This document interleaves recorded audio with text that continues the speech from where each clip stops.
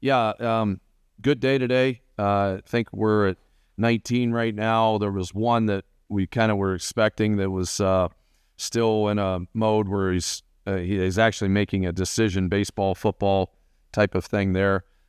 But of the 19, I think it augments the class that we signed last year very well, which we obviously have a high regard for the freshmen that we just brought in a year ago. The biggest thing about this class in it is that there's a physicality to all the positions, and that's much needed right now. I'm talking even in the perimeter, the two receivers that we signed with Jarrell Gary and Jordan Stiles. They're both 190 to 200-pound players, and that was something that was very important for us all the way across the board. 3 defensive tackles. I think this is the fastest group of linebackers of what we've recruited since I've been here. And part of that, we're able to, 2 of these guys were at camp with us this summer, and we put them through similar measures of what we do our own players. And, so we have that data and that type of thing. And so that was very good there. 3 defensive backs. Kanye Anderson was a guy that essentially committed to us yesterday, signed today. So that was a very good pickup for us, and we're excited about that. Offensively right now, there's 3 offensive linemen. Like I said, hopefully there's a 4th one in the mix, but between Grant Lott and Pierce Decker, 2 guys with a lot of length. In that situation there, 2 tight ends with Ish Muhammad and Colin Ford, who are both very athletic. Colin Ford is a guy that at camp here in the summer ran high 4.5, and he was a quarterback in high school, and it was one of those things that the athleticism to him, we had to do something with him. Ryken Banks is a running back from Parker, Colorado at Legend High School. We've had a good run of players from Legend at the University of Wyoming, from Chad Muma and all that, Jaden Lawrence a year ago. I went to see Jaden a year ago in high school. It was actually the first game that I went to on a Friday night as a head coach at Wyoming, and went to see Jaden Lawrence, and one guy that really stood out to me was Ryken Banks. I was like, this guy's outstanding. And so we've been on Ryken for a long period of time. Feel really excited about him. And then obviously with Taylor Hasselbeck, signing as a quarterback in this class, Taylor is a guy that has been a very important piece, for us recruiting-wise, because he did an excellent job of recruiting other players in this class. That was number one.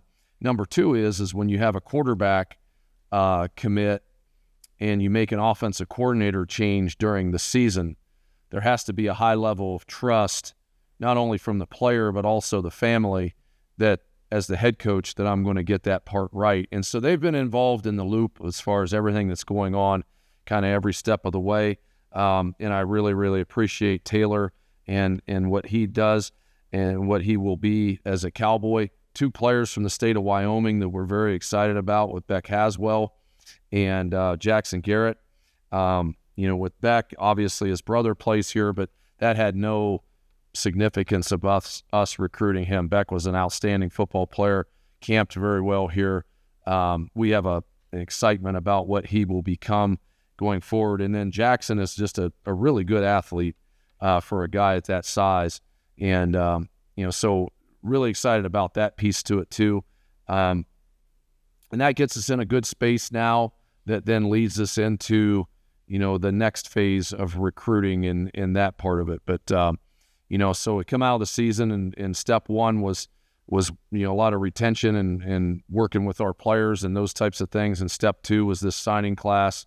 And then, step 3 starts, this next phase coming up. So with that, I'll turn it over to Austin Moss.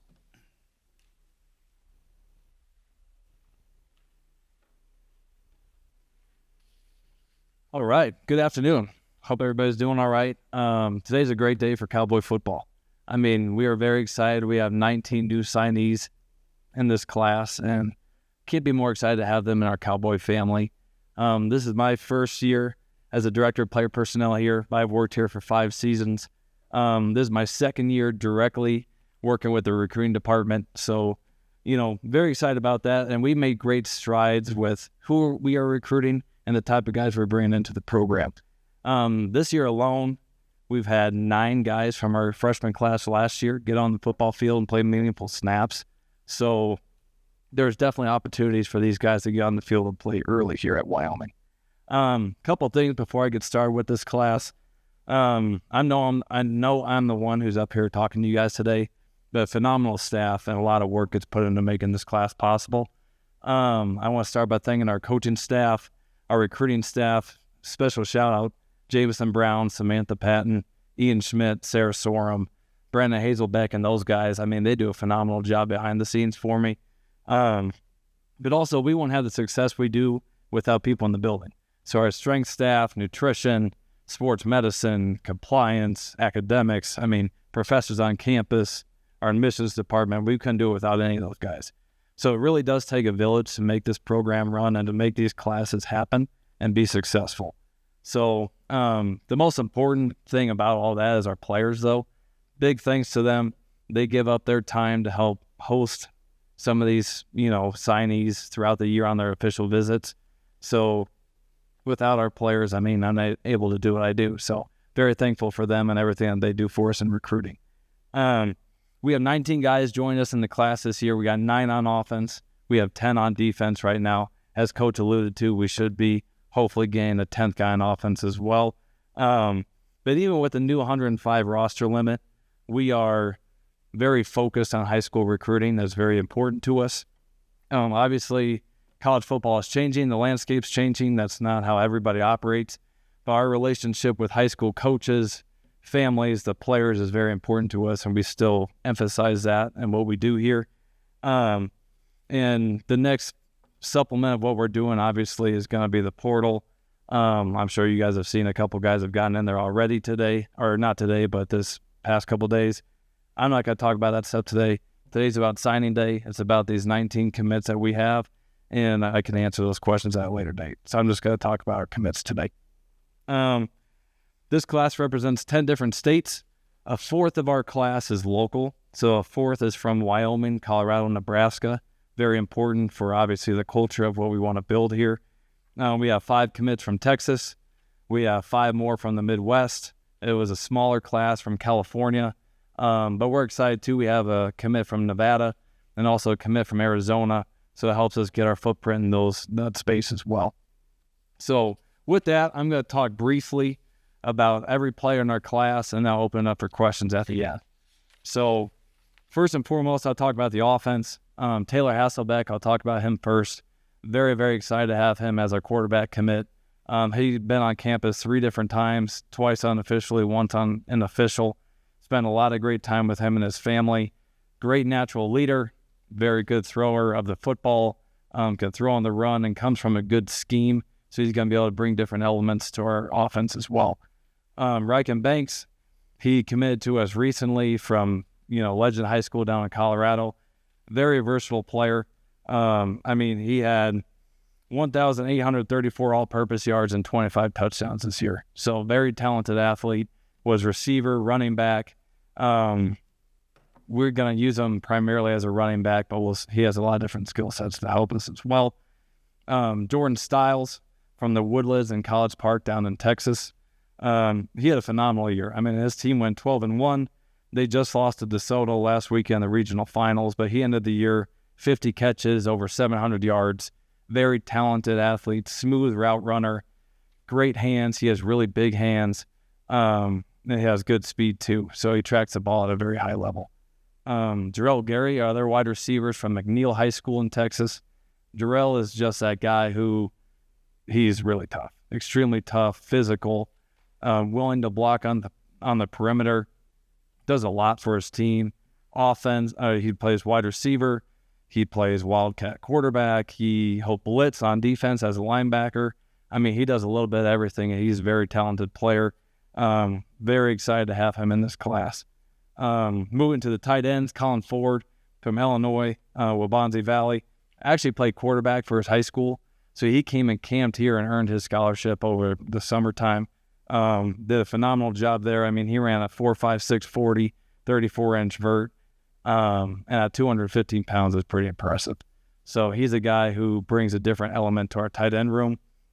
And then Ismail Muhammad from Bishop Lansdowne, Dallas area. I mean, he is just a super athletic kid. He was super high on our board early in this 26th class, and very excited to have him. He's going to help us in the pass game immensely. And then this year our challenge was, hey, in the run game, let's see what you can do.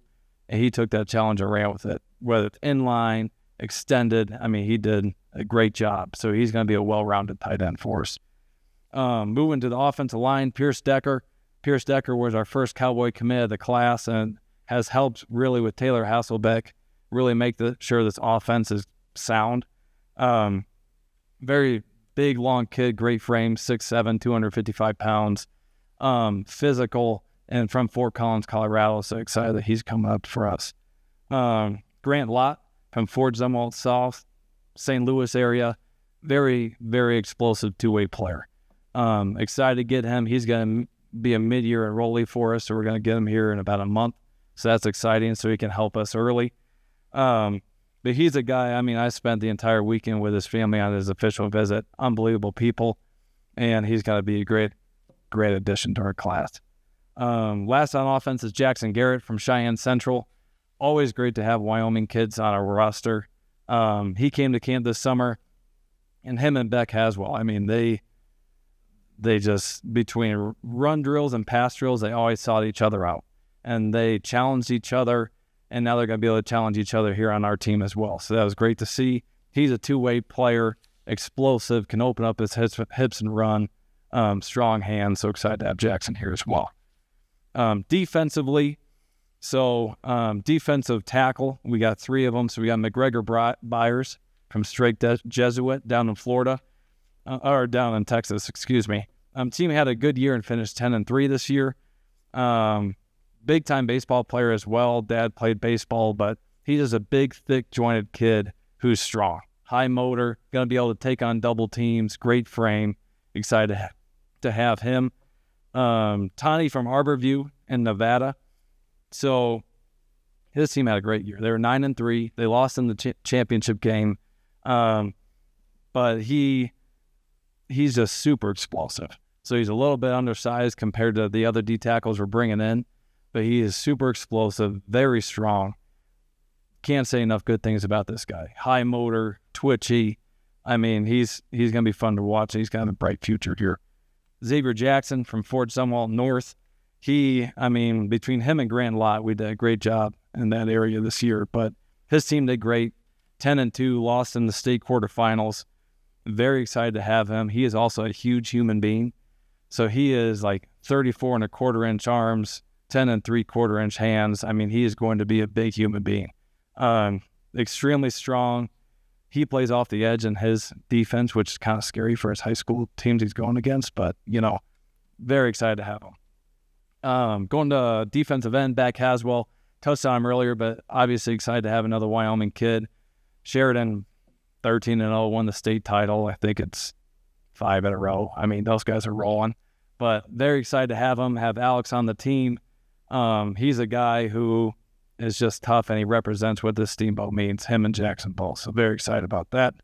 Dante Bruley from Basha High School in Arizona. Have a connection with him. His dad played here at Wyoming in the late 80s, early 90s. His team is actually playing the state title on Saturday. So everybody wish him luck. So he's got a big game coming up. But excited for him. He plays defensive end for his team. Came and camped here, though. Ran a 4.5 240, 35-inch vert, and had a 10-foot broad. Like I said, plays DN for his team, has 94 tackles and 16 sacks. So the guy can play some football. He's pretty good. Bo Gable from Gary, Nebraska. Obviously very excited. Another local kid. And he earned his scholarship as well. Came to camp, tested great, had a 4.49 40, 10-inch broad, 38-inch vert. Very, very explosive for his size. And he's physical, tough. And again, he represents a Steamboat too in his daily life. He does a great job. Mason Wright, St. Pius X in Missouri. He was actually our first linebacker committed in this class. He's a physical guy. I mean, they'll stand him up as like an outside, kind of outside linebacker to set the edge rush. But he also has very good box feel, is physical, and excited to have him in this class as well. Finally, our defensive backs, Kendall Griffin from Morgan Park in Illinois. This is a third consecutive year in a row we've been able to get a Wyoming Cowboy out of Morgan Park, so excited about that. They do a great job of producing Division I talent. So excited to have him. He has great feet, great hips, very smart and savvy football player, and he'll be good at the corner position. Thurman Boogie Williams, everybody calls him Boogie, from Corona Centennial out in California, plays in an extremely competitive league, the Trinity League. They lost in the state title game, but he's just a fun and energetic guy who's going to bring a lot of juice to both the defensive back room, but hopefully to our defense as well. He's a guy who plays corner for his team, but can play it anywhere in the backfield. He could be a corner, safety, nickel. He can do a little bit of everything. So excited to have him. And then last but not least, obviously Kanye Anderson from Louisville, Texas, committed to us recently in the last couple of days. Very long, rangy corner who's got physicality, which is hard to find. He ran a 4.57 at the TCU camp over the summer. So he's got some real speed, and you just can't teach his size and frame. So in total, very happy with all 19 guys, excited for this team, and I'll open up for any questions. Questions for Austin in-house, and then we'll go on to the Zoom. Yeah, I guess, first of all, Austin, I know we saw kind of the benefits, we saw kind of the benefits of guys enrolling early from high school last year and how that kind of translated on the field. How many would you expect out of this class to maybe make that decision and enroll a semester early? Out of this class, we have 4 for sure, potentially a 5th. We're working through that right now. But 4 for sure are going to come early, and that'll help just in the development. And, I mean, everything that they do in that weight room is pretty important, so we're excited about that. I guess there's a quick question about Taylor. I mean, we know the bloodlines with Taylor. I'm curious if you feel like he's a little bit maybe further along than most prep quarterbacks that you recruit, and just in terms of maybe his knowledge of the game and his ability to process it. Absolutely. I mean, he's come from a great pedigree, and they run, like I said, a very good system in high school, so they challenge him a lot. So he's able to come on the board here, and is very impressive. I mean, he's able to draw up different defenses, different pressures, checks that they have in the high school level, which will translate seamlessly into college, because obviously that's the stuff we have to do. The biggest thing about Taylor, though, is how he leads people. In the quarterback role, that's what you need the most. And I saw that with this class, him helping to get the class together. So we're going to lean on them there in the freshman class as well. Sticking with Taylor, obviously Tennessee is not very close to Wyoming. How did he maybe land on your radar initially? So initially it was actually Coach Johnson and I, back in the springtime, we got his name. Coach Johnson knew a couple connections out east there, because you're right, we don't really recruit Nashville. Hopefully maybe we can, see what we can do here. But no, that's how he got on our radar, through some connections there. But he's been high on our list since the very beginning. So we've been on him for a while. You talked about, obviously, the 2 Wyoming guys. How do you kind of go about identifying guys that are in the state that can translate that success to the Division I level? Guys in the state, they have to do well, like extremely well. Obviously, in the state of Wyoming, we don't have as many teams as a lot of people, so our pecking order is limited. But both these guys, they've come to camp multiple times. We went and saw them, play a football game. Coach Sawvel went and saw both of them. So really live evaluations, but then getting them here on campus too, to make sure that obviously the person that fits what we want. Taylor again, he's a kid that played baseball too, right? Yeah. Do you see, I guess, the ability to run and be athletic outside of the pocket, that those kind of skills translate from baseball? You do, absolutely. And it helps him with his hip movement too. So he's able to throw on the run, he's able to open up, but he's also a smart player.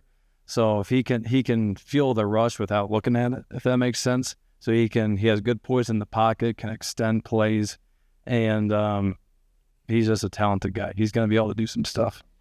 You mentioned obviously 9 freshmen from last year's class getting on the field this year. How important is it to, especially in today's world, transfer portal and everything, how important is it to get guys that are ready to play right away? I mean, it's easier if all 19 of these guys can play right away, but that's just not the case. There is a developmental piece to this. Obviously, there's a big race to maturity right now, more than ever before. So when you come in as a freshman, these guys need the mentality of, I'm not a freshman. I have to try and compete with these older guys in order to play. And that competition just breeds greatness within the locker room too. All right, questions on the Zoom for Austin? Can you hear me okay? Yes, sir. What were the overall marching orders for you guys as a unit of recruiting? I mean, was there a theme here that you guys were really trying to get after? In this class in particular, we wanted strong, tough, physical football players. So we didn't, if you look down the roster, we really didn't take a whole lot of small guys in this class. But we needed guys who could come in, were more physically ready to go. And obviously they perform well at their high school as well.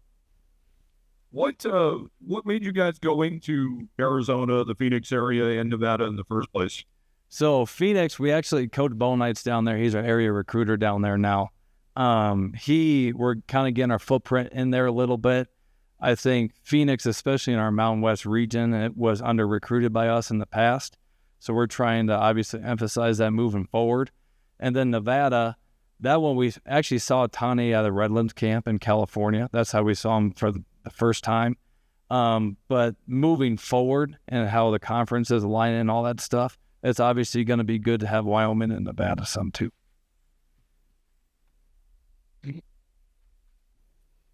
Awesome. What is kind of importance and value you get for bringing in those local guys, those Wyoming, the Colorado, the Nebraska? How important is that to this program?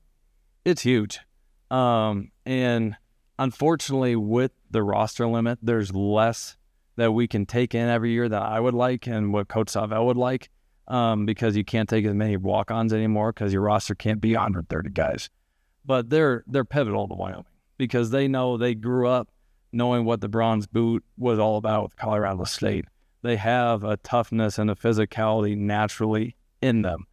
And that's just, I love having local guys here, Colorado, Wyoming, Nebraska. I love it.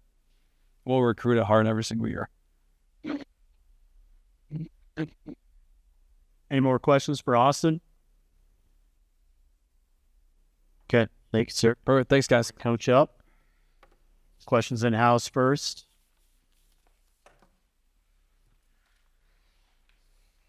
So this could be about anything, right? Or just for We're still signing. Gotcha. Well, Jay, I guess first of all, when you look at this list of 19, obviously Austin just mentioned the physicality, but how important was that for you? I know you talked about it all year of getting guys that are like San Diego State was this year who can really move the pile and bring that physicality back to Wyoming. Yeah, you start, first of all, start with the defensive tackles. McGregor Byers is a 6'4" frame at 255 that is going to be a guy that, he's going to be a 300-pound guy at 6'4", and that's what you're looking for there in that regard. And then, Tani is a guy that there's going to be a lot of growth and upside to him. And then the one that we, Xavier Jackson's that's a body that we hadn't been able to recruit very often, and there was always a fingers crossed as to, okay, when's the shoe going to drop, and we can't get this guy. And it never did, and he's so excited to come here. But this is a 6'2", 290-pound guy that's playing basketball right now on the whole deal. This is this will be a defensive line. It's a hard thing to play as a true freshman at times or whatever in that. So all three of those guys will need development in their own way, and that Xavier has a body that will be ready earlier than maybe some others. So that was a big piece of it. I think the offensive line thing, like Grant Lott, when we saw him at a camp in St. Louis the first time, it was actually, you go to these things and there's 1,000 people, and it's just mobs of, and so you're trying to sort out certain things. And I'm kind of going around looking at people, and Brian Hendricks grabs me and he goes, hey, this guy here is working with the D line. He goes, really, I think he's really good offensive lineman. When we were watching him the rest of the day as an offensive lineman, he plays both ways for his high school. And we got on him right away. Knew about him before going to the camp, but like got on him then at that camp, had him out here in the summer, had him out here on an official in the fall. The length and the physicality to him stands out. And so that's something there that we're excited about. And then Pierce Decker, with the frame that he's got, being 6'7" and as athletic as he is. We just haven't, since I've been here, there's not been a lot of classes where we've had guys that are 6'5" and north of that we're dealing with. And there was one other offensive lineman that kind of, that had been committed, that wavered a little bit, but I needed to keep a spot open for something else down the line. So we just once he took a visit, we went a different direction. And so that's how that went. But overall, the whole group, and even the linebackers, like I said, it's the fastest linebacker group of what we've recruited. I know, obviously, with guys like Tote and DeBlanc and Tyson Dean, Mason Drew, obviously all these guys were in high school a year ago. How do you feel like it's, I don't want to say easier, but is it different recruiting guys that are more ready to go now when other schools might be going more transfer heavy and getting guys out of high school that can play right away? I think if you work really hard, work at it really hard, you can find some guys that, look, 5, 6, 7 years ago, something like that, before everything was transfer portal and so many people were leaving so many spots for transfers, I think there's a number of guys in this class that would be very difficult for us to get, but now in today's world, if you start looking at all the people who are kind of the quote unquote predators of our recruits, right? Like the Kansas States and people like that of the world, like they're really good programs and those types of things. They take less high school guys because they have to have portal spots and that. So it does leave you the opportunity to recruit a Grant Lott, a Xavier Jackson, McGregor Byers. You do have certain things that you're able to attract all the way through. Ish Muhammad, really, like I said, the one thing that stands out is kind of just the physical snap on contact that shows up with this class, and that's something that I'm really, really excited about. Are we allowed to ask about portal intention? Jay, I was curious, it's obviously not at the Arch Manning level, but what is it like to recruit, a kid at quarterback whose dad and uncle played for a long time in the NFL, and I'm sure they want to know how you're going to develop, Taylor into a good quarterback at Wyoming. Yeah, I mean, like I said, the thing about that, now, first of all, obviously Tim, coaches his son, right? And but so much of this, Tim and I in conversations that we would have, I don't ever talk to Tim, the coach. I talk to Tim, the dad. And I always appreciate how much the family, and all of them, the entire family, was so excited about the University of Wyoming. And I thought, when I made a change at offense coordinator, and that's not always easy. And a lot of times you do that and the quarterback commit would then decide to go somewhere else.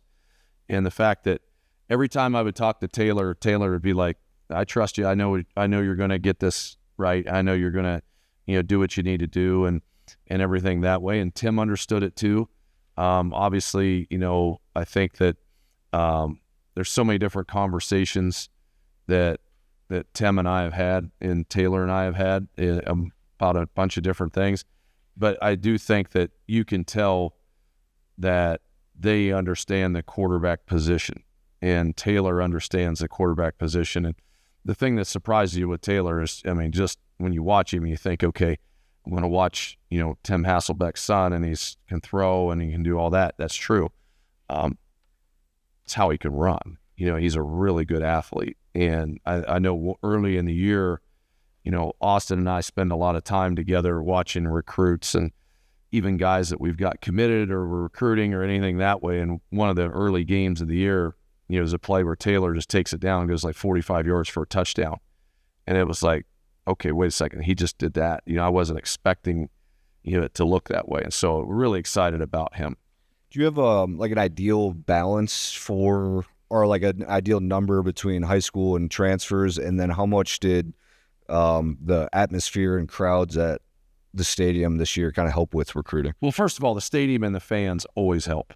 Okay, so we can't ever diminish the fact that a lot of these guys, I mean, we have to hold in and battle on all these guys through the summer because, you know, we probably come out of June with maybe 5 commits, somewhere in that range. And so a lot of these guys are guys that we're bringing in on official visits in the summer. And so when you do that, you know, like you're holding in, because a lot of guys commit in July, you know, and they're going to commit to places that they've already taken official to. We hold a lot of our officials back because our best sell of the University of Wyoming is a game weekend. And just the fan base, the energy, the atmosphere, everything to it, I think it sells itself, right? And so there's always a thank you. You know, Austin gave a lot of thank yous to the people who do it on a daily basis here. You know, there's always a thank you from our program to our fans because it gives us the ability to show a big-time atmosphere to anybody that we bring here. The next piece to it, a balance between high school and portal is always kind of just determined within your roster, you know, and kind of where you're at. You know, like holes emerge if you're looking at a certain class 2 and 3 years in the rear where all of a sudden there's been a lot of attrition or a lot of misses. You know, I think from this class that we just signed a year ago and the one that we just signed today, if we're looking at this 2 and 3 years down the line and we've retained a high number of these guys, then obviously, you know, we won't be having to do as many portal type things. You know, you have a really good quarterback in last year's class with Mason Drew. You have a really good quarterback in this year's class with Taylor Hasselbeck. You have linemen in both classes, you know, in large numbers. You know, all that stuff is really important. And so, you know, you try to stay out in front of things. And we're always going to recruit a team every year, not just, well, we didn't need one of these this year. Okay. That's part of, you know, looking for 2 years, we only signed one tight end here, 2022 and 2023, because for a while you didn't need it. Well, then guess what? The bill comes due at a certain point when in 2025, when you look back and you go, well, we only signed one tight end for 2 years. And so every year you got to make sure that you keep stocking things up because you don't know when all of a sudden you start to run short on certain things and you start to run lower on depth and lower on competition throughout the program. And so that's a big key too. Coach, you played a lot of true freshmen this year, and I'm curious if you get the sense that playing time is creating more interest from seniors that you're recruiting. Yeah, I mean, I'll use the example of Riken Banks. You know, I mean, Riken Banks, that was one thing that we've had multiple conversations about would be, you know, the possibility of early playing time. Look, I don't ever promise it to anybody, but look, the best player is going to play, and the best player for that situation is going to play. And plus, what the rule, the way it is right now, when you get 4 games to use somebody too, you know, like we played Mason Drew a lot the other night. We did, and he saves a year of eligibility. Okay, so, you know, 10 years ago, if he played a play, that would have been a year, you know, and then they've made that rule change. So I think the fact that when you're committed to that and you're not just going to say everybody that comes here is going to redshirt, and if you've got a quality freshman that's, you know, there's 3 big things to a freshman playing. And I always tell them this. Number one, you have to be physically ready to compete at the position that you're going to play, which automatically means a lot of linemen sometimes are a little down that scale because the closer you get to the football, the more right you better be on everything. So physically being ready to play. Number 2 is are they a player that does not make mistakes? So that's the mental side of it and maturity and those types of things. And then the third thing is they have to stay healthy. You know, a guy that gets injured in fall camp and we don't see ever scrimmage and misses a big chunk of practice time, it's hard to all of a sudden in game 4 go, let's start to put him in. And so, you know, all those things kind of combine into all that. But we talked to freshmen about it. I'm never, look, I tell them all. I tell them all the same thing. It's just, I want everybody that comes into this program to have a goal playing in the NFL. Because if you don't have that goal, you'll for sure reach that. Okay? If you want to have that goal, this is what you got to do. You can be 32 years old. You can wake up one day and you could be a lawyer driving a BMW and have a really good job, and you could decide you want to go back and teach and coach. And you can do that. But you can't be 32 years old and wake up one day and go, you know what, I want to play in the NFL. because that ship sailed.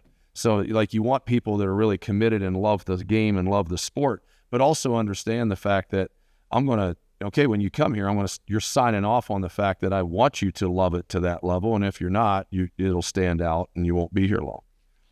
I know you mentioned obviously the fans helping with recruiting. How much do maybe current players on the roster help with landing some of these guys here when they're on their visits? And that's huge. I mean, just like what Austin said, when you look at our players, like I think you go back in time, you start looking at the guys that are the best recruiters in our program. Gary Rutherford's tremendous. Okay, Caden Kimball Turner from this past, the past recruiting class is outstanding. Mason Drew spent a lot of time with Taylor Hasselbeck. Okay. When you have a quarterback spending time with a quarterback and doesn't feel the threat of recruiting another good quarterback, that says a lot about your team and room and all that stuff anyway. And that's, I think that's a big piece of it. So we have a number of guys that we can go to, throughout the roster that do a really, really good job of, kind of showing them what life is like as a University of Wyoming player. And we don't monitor this. Like we want them to find out what the exact culture to everything is, find out what everything is on the inside, get your feel for all of it, make sure you feel comfortable with everything. You can learn a lot more from a player in about 45 minutes than you can sitting with me for 3 hours about all these things, because they live it in a different way, and they live it in the way that the recruit is. The 3 straight from Morgan Park High School in Chicago is pretty interesting. I'm curious if you notice any other kids coming up younger at that high school, and if it'll branch out into Chicago as a whole. Yeah, I mean, first of all, Benny Boyd does a really good job in that area, and so he, that's been something there. But like Colin Ford is Chicago area. Benny gets a number of those guys to come camp here. Gets, we go all over the country to camps too, and stuff like that. And so, he spends time seeing people in the Midwest and all that.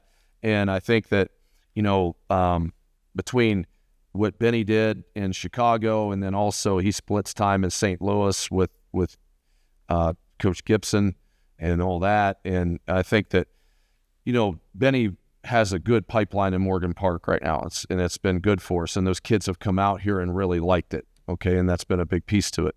And also the fact that, just within, like I said, you got Colin Ford in that same area, who we really like as a very, talented athlete. So no, that's an area that's easy for us to access because, Denver to Chicago, there's, probably 5 different airlines that's direct. And because of that, it can be relatively cheap, and it's because you got always people competing. And so to be able to get, people in and out, families can come see people, and that, I think it's a big deal. How much has the new calendar kind of impacted recruiting, just in terms of when the portal opens and signing day, early signing day, regular signing day, and then obviously no spring portal now? Yeah, the thing with the calendars is you just don't know year to year what it is and what it's going to become and what the impact of it all is. Like, do I like a signing day the first Wednesday of December? I think there's great advantages to it. I think that at times that sometimes it feels rushed at times. I think it's crazy with the number of job turnovers around the country right now and the number of players that you see kind of decommit from certain places and things like that, or get dropped by certain places. So that's unique there. I'm a big fan of one portal window. Look, here's the thing about college athletics. Everybody can complain about the calendar. Everybody can complain about the calendar yearly, about, okay, why is the portal here? Why is coach movement happening here and the whole deal? And they can complain about all those things, but the one thing that they can't change in the whole deal is that the calendar is still going to, in some way, shape, or form, revolve around the fact that they're supposed to be student athletes. So the academic calendar is still going to be first and foremost in it. So that's why they say, well, why don't you have a transfer portal in February after the national? Well, they have to get to school. And at the University of Wyoming, January 26th is the last date you can be enrolled.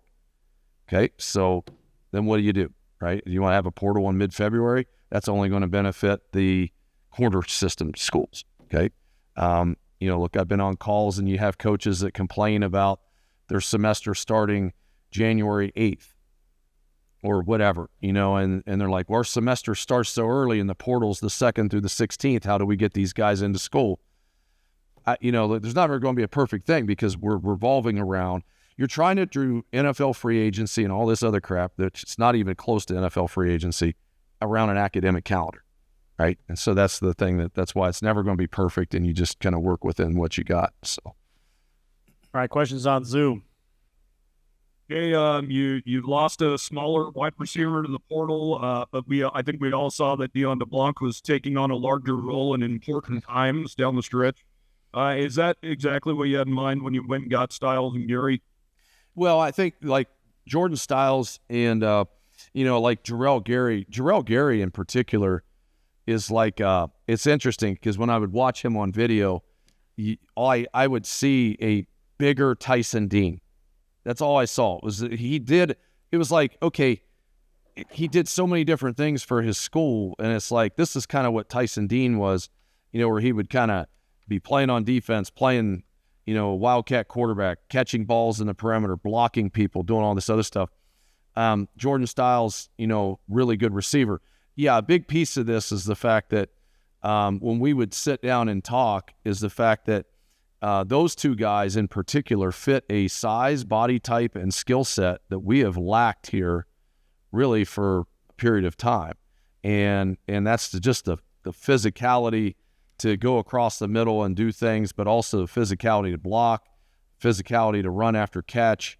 I mean, there's just so many different layers to it. Like little guys get tired, but big guys never shrink, and that's a big piece to it. And so we needed to get bigger in a number of different areas, and we needed to get better in a number of different areas. And so we're always trying to do that with the recruiting part of it. And within a 105 roster management, we looked at, okay, what's the cap of high school guys of what we want to sign this year?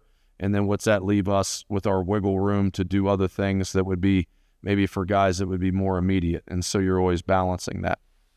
I believe you went to see Dante Burley during like a crazy freak rainstorm or something in Phoenix. That's true. His dad played here during the glory days of the late 80s. I assume that wasn't the hardest sell? No, I mean, first of all, I think with Dante, a lot of it was just going to be, no, it was that part was a big sell, obviously with his dad being here. His dad and mom both loved being here when they came to visit, meet the staff, kind of be around people, everything from that standpoint. Dante himself, because he plays a position that he won't play here, there was always that thought that, okay, will someone else project him to linebacker like what we did, and that type of thing. And that was always the fear, and who else would recruit him and the whole thing that way. And there was people who did, but we always felt like we would be in a pretty good spot because of the kind of the lineage we've had linebacker wise, his size, speed, physicality. I mean, this guy's, he's a 400-pound bench guy coming out of high school running that fast. So this is a freak athlete. You can see, obviously when you see his dad's a big guy. His mom, he's genetically pretty good, right? Like, so there's a reason why this guy's a good athlete. And I went to fly to see him play on a Friday night and got to Tucson, Arizona. I was supposed to fly to Phoenix, got rerouted to Tucson along with every other flight that was supposed to go to Phoenix. And so the Tucson airport looked like a refugee camp at that time. It was a mess. And I got the last rental car that I could get to be able to get out of Tucson that afternoon to get to Phoenix in time to watch the game.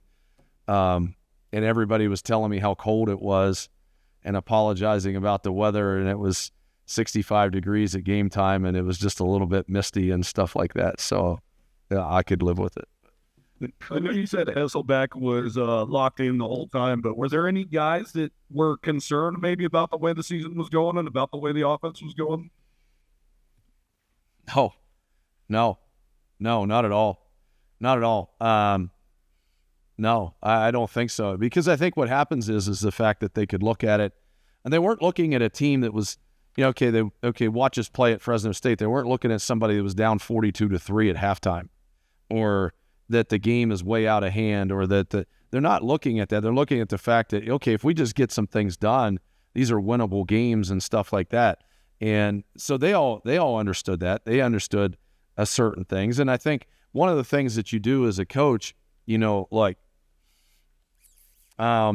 recruiting, like in one sense, and I tell people this all the time, I'm going to be as transparent as possible. Okay, so when something's not right, I'm going to tell you what it is. I'm going to tell you why it is. I'm going to tell you what we're going to do to fix it. And they always appreciate that. We're not going to lie to them to get them to come here. I'm not going to beg them to come here. We're not going to BS them to come here. We're not going to trick them to come here. I want them to want to come here. But part of wanting them to want to come here is the fact that they understand where we are right now and where we are. And they understand you can pull the cover back and go, okay, this is where we're not as good as what we need to be, and this is what we got to do to fix it. So they all understand that all the way through. And I appreciate that part of it. But really, you always worry about that. You always worry about, okay, is this guy going to start to waver or something? We never had a problem with that this year. That wasn't an issue.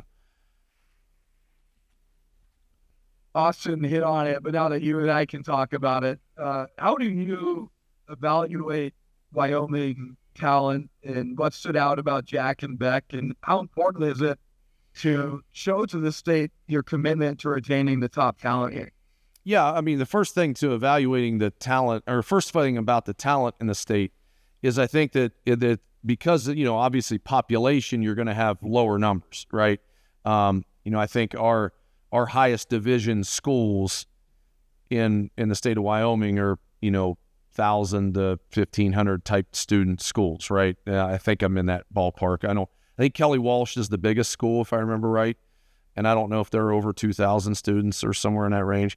You go to Houston, right, and there's going to be 8 4,000 student schools within a 10-mile radius, and so you're looking at, there's a difference to it. But I think what happens is when you start evaluating the talent to it, is that there are good players and there are good athletes, and there are good athletes that do a number of different things sport-wise in this state. Beck plays basketball, that whole thing there. And so that was, you look at the versatility to it, and, that's where I think, the roster limitation is something that I don't like, is the fact that, it lessens the number of preferred walk-ons that you can take as well, because really I'd like to have 8 or 10 guys from the state of Wyoming that's adding into our program each year. But when you start looking at it and going, okay, this guy might need more time to develop, where Beck is closer to that point right now in that regard. And I think, I think that there's good players. We're always going to evaluate what's here first. And we always have, we've got our camps through the summer, and Shannon Moore does a really good job. And then Aaron Bowl in Nebraska and Brian Hendricks in Colorado, of getting our local people, and in particularly the state of Wyoming, to be at our camps early, so we can see those guys even before they go into their junior year, and we have a good idea. We knew coming out of the season last year and going into the winter this year that Beck was going to be probably the first player that we were going to look to offer in the state of Wyoming. Jackson was one that I think maybe opened eyes at camp with how athletic he was for the size that he was. And you're like, okay, I think from a developmental standpoint and what he can become, that you looked at this and thought, this is going to be a really good interior offensive lineman for us.